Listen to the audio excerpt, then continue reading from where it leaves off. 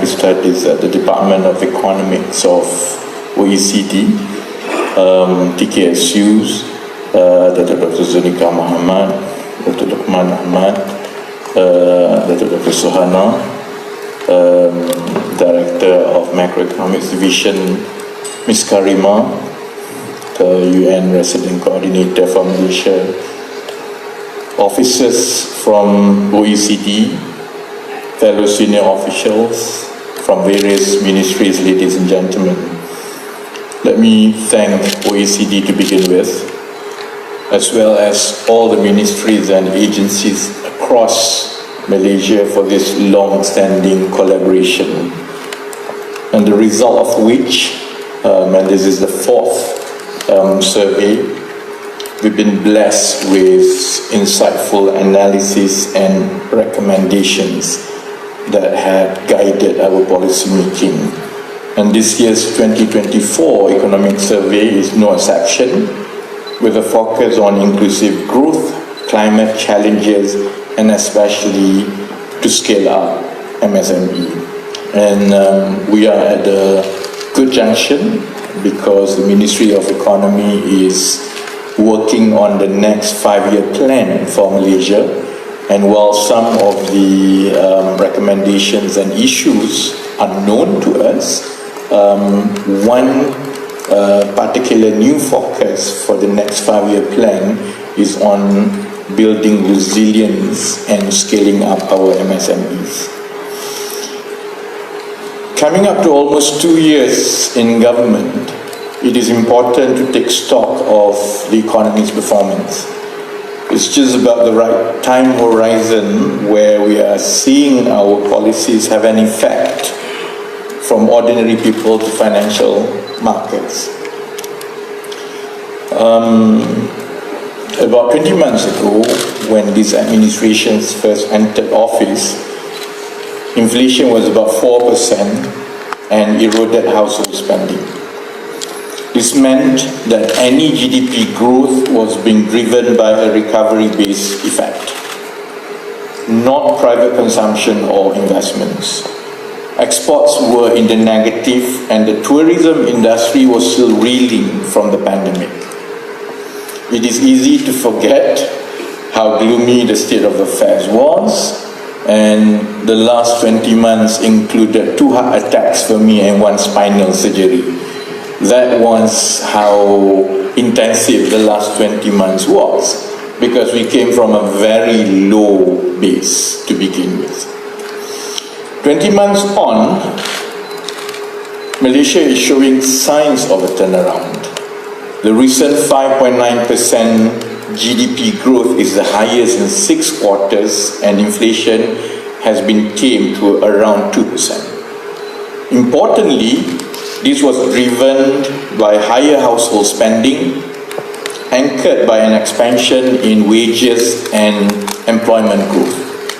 Tourism is almost 30% higher year on year, and exports are positive again. In that interim period, what transpired was a careful discussion of priorities. We had to constantly ask ourselves, given all the complications, what are the 20% of policies that could improve the 80% of the economy? Policies that could unlock value and revitalize investor confidence in our economy. Policies that could trigger growth, but also create economic resilience amongst the most disadvantaged in our society. This meant we had to take some rather radical positions, and I was glad that by and large, perhaps it went better than we expected. It was a lot quieter than we expected when we discussed all these policies behind closed doors. And if we look back, most of the decisions were never attempted before, at least not in a short space of 20 months.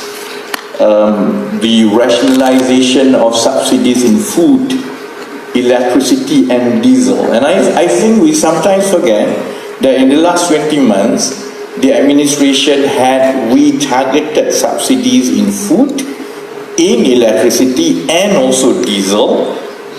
And that was a breakaway from decades of practice, and it was considered politically suicidal to even go near any of that. But it was done, and of course the judge is out there, and I hope we will continue on the current trajectory.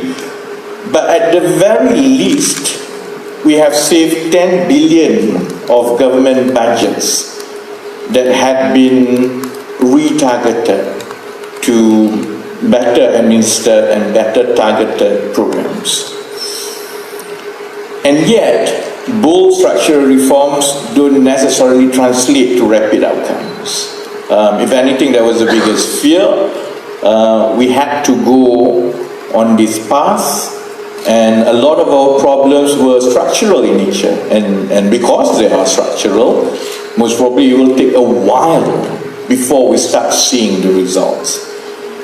And I keep telling myself, and I keep telling my team at the Ministry of Economy, and I keep pleading to the Cabinet that turning around the economy, given all these structural challenges, requires patience and a belief in staying on the path. And to recognize that even with the right decision making, our open economy will continue to be vulnerable from, for example, the federal interest rate, for example, whatever the trajectory of Chinese economy in the next 2 to 3 quarters. And even as our ringgit was tumbling last year, we doubled down on our economy agenda. Just to share with Dr. Louise, one of perhaps the most unpopular stand that we take was that if we are confident on our fundamentals and we are confident that our policies will rectify progressively the structural defects, whatever developments in our market, we have to ride it through. Do not respond haphazardly to short-term vulnerabilities, especially when it's caused by external factors. And it was extremely unpopular. But I used to be in the private sector, and there's always a cyclical nature of any market for that matter. And the trick was always to build your resilience and to be stronger when it is down. Because what is down is bound to go up. And the best of the companies are the ones that have built their capacity and resilience during the downturn, because as it picks up, they are the ones that will reap the best benefit. And in that sense, I think Malaysian governments and all our agencies had focused on the right prescriptions. Our monetary response to the tumbling down of ringgit was not to raise interest rates, just like our neighbors did, but we focus on the right policies that we think will be able to convince the market that we have the best growth narrative in this region. Because as and when the market corrects itself and the upside is coming, obviously we stand to benefit as the most attractive market in this region. And because of that, we've rolled out successive small policy packets. And there was also a different approach that we have taken. Malaysia was so used to big plans. Obviously, we have our 5-year plan, but successive governments had rolled out big ambitions and big plans. And while a lot of effort was put in, and the diagnosis usually was very correct, but because of the long-term nature of any big plan, 2, 3, 4 years into the plan, usually you will encounter new problems, new developments that was not factored in, and therefore the implementation went haywire. So we focused in the last 20 months, and we intend to continue in the same approach of focusing on what we call a slow release approach to policy making. We focus on one structural issue, don't spend too much time building up a plan, because more or less we know the diagnosis. The report from OECD, the report from World Bank, whatever reports that we develop ourselves more or less pointed up to the same conclusion. What we need to do was to focus on that 20% of policy intervention that can have the 80% effect on managing the structural issues. And we could do that faster by rolling out small packets or very sectoral focused policy documents. And hence, we rolled out the National Energy Transition Roadmap on energy transition, followed by New Industrial Master Plan.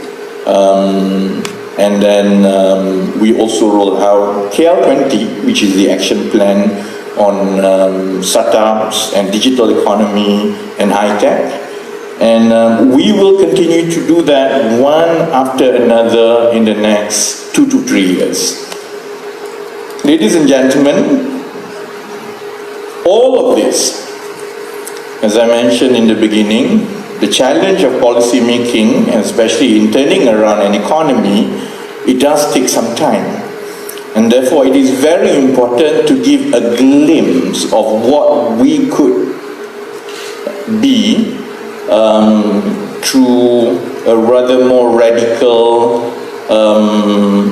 product that we offer to our stakeholders. And that was the basis of the Johor-Singapore Special Economic Zone that we've been working on. And while we've been busy managing the macro structural issue behind closed doors, one of the initiatives that really took off and excite the investors was Johor-Singapore Special Economic Zone. And if anything, it is a microcosm of our ambitions, which is to be pragmatic, to be practical, and to put aside all the legacy issues, and to understand that as a small market, Malaysia is a relatively small market. We can only reach for higher growth if we begin to leverage on our geography and competitive advantage to be more than the sum of our parts. And while it is a common sense to the world, it is actually very difficult to convince both Malaysians and Singapore, and to say that, you know what, it is better for us to work together and to complement each other and see and harness the synergy between the two, because it's a common sense. And so far, I was very shocked to see the coverage, because it was meant to be just a small thing, but in all our interface with investors and seeing the analysts, it's quite obvious that the analyst coverage has been so widespread precisely because it's a common sense. And if successful, JSSEZ won't be a model just for Malaysia, but it is also a test case for us to build a greater economic integration across ASEAN. Because we know enough, in the next 10 to 15 years, ASEAN is going to be a formidable consumer market. Unlike China, with its size, ASEAN is rather fragmented. Most probably investors in New York or Japan or London do not appreciate enough that while you may be in an ASEAN country, but is is totally different if you end up in Manila than in Kuala Lumpur. And because of that, given the 10-15 years trajectory that we have to see and grow ASEAN as perhaps the fourth largest consumer market in the world, it is very important to begin the integration as soon as possible. And I think the world is taking notice of that. What began with a renewed interest in semiconductors turned into a rush for data centers, and I hope my team from Ministry of Economy, from across the ministries and agencies, will continue to run this marathon to craft a compelling growth story for our stakeholders around the world.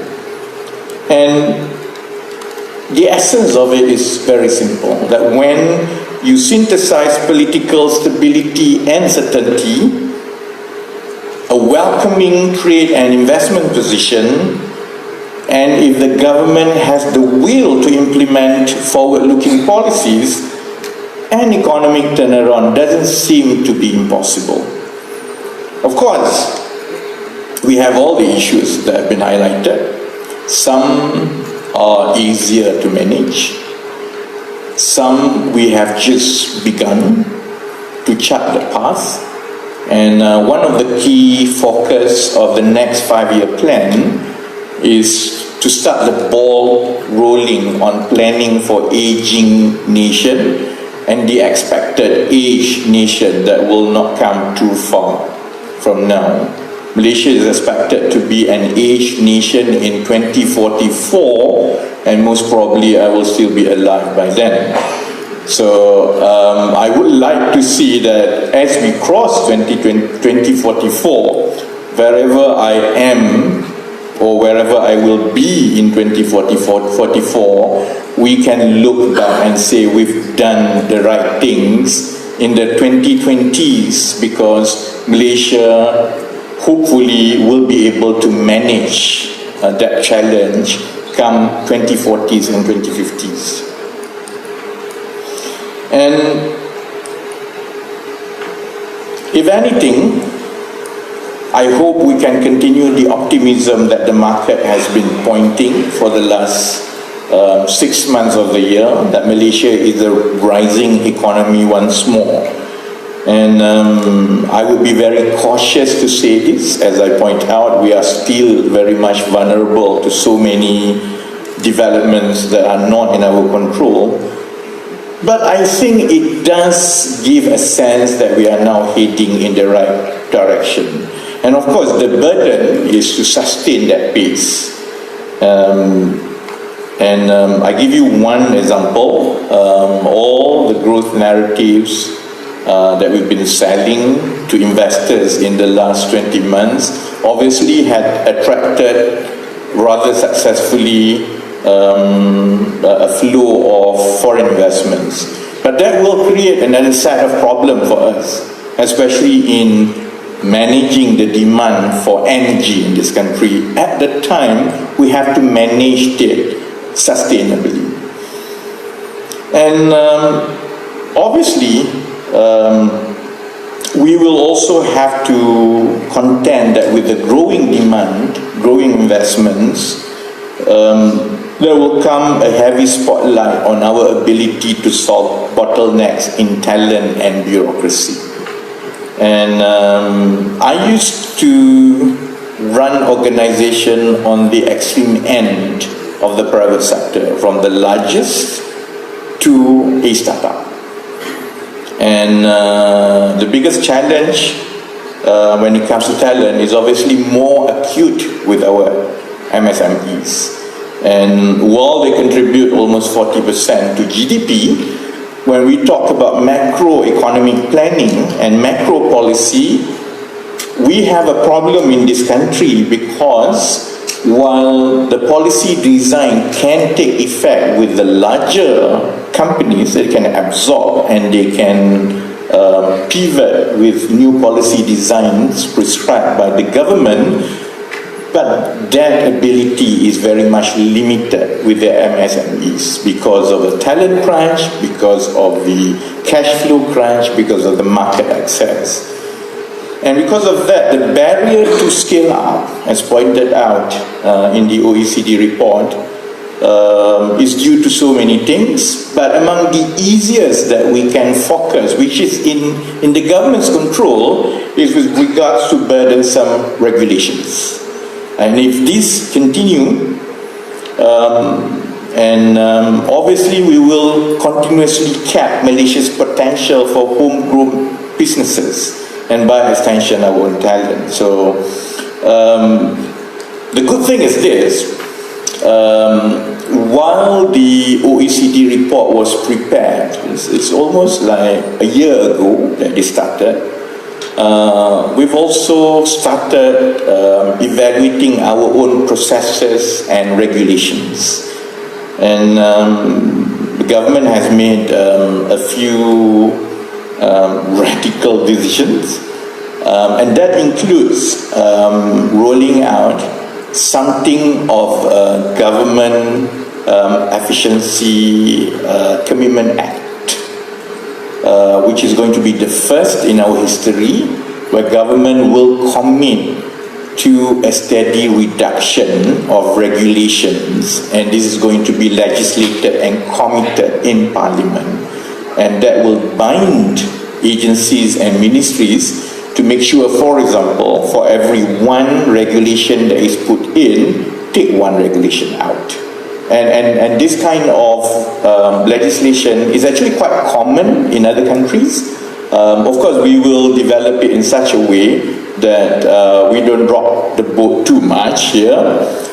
But I do feel that it is going to be the first important step for us to manage our regulations, and in doing so, it will be one of an important policy levers for the government to assist MSMEs to scale up. And we plan to table the act by end of the year, and again, by Malaysian standard, Dr. Louis, Ms. Kariman knows, by Malaysian standard, there is going to be a record-setting pace. Because usually it takes about 4 years to legislate in this country, but I don't think we can wait. And a lot of what we can do are low-hanging fruits that we feel if we all come together, focus on the delivery, understand the intention, then we will be able to pull this off rather quickly, much in the same way that we've been able to pitch our growth narrative to the world in the last 20 months.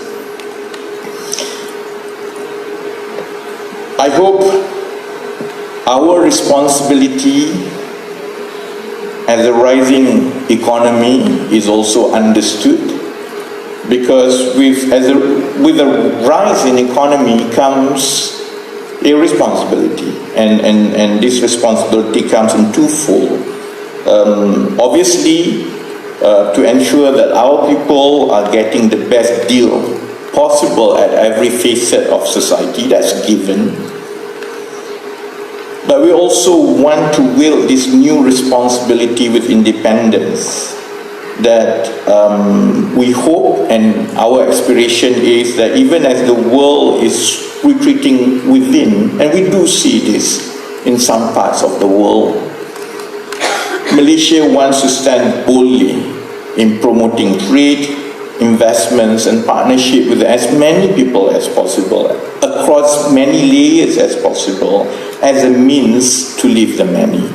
So with that, I would like to reiterate the government's commitment to this very fruitful relationship with OECD, and to thank every stakeholder that had played a role in this year's survey. It is customary. Apparently, I have to officially launch the report. I think whether I officially launch the report or not, I think a lot of people out there will be pouring and to see, especially the findings on MSME. And I hope all of us will take the report to our hearts, go back, use it with our respective stakeholders, and come on board with this mission and focus especially on scaling up our MSMEs in the next 5 to 10 years. With that, thank you very much. Assalamualaikum warahmatullahi wabarakatuh.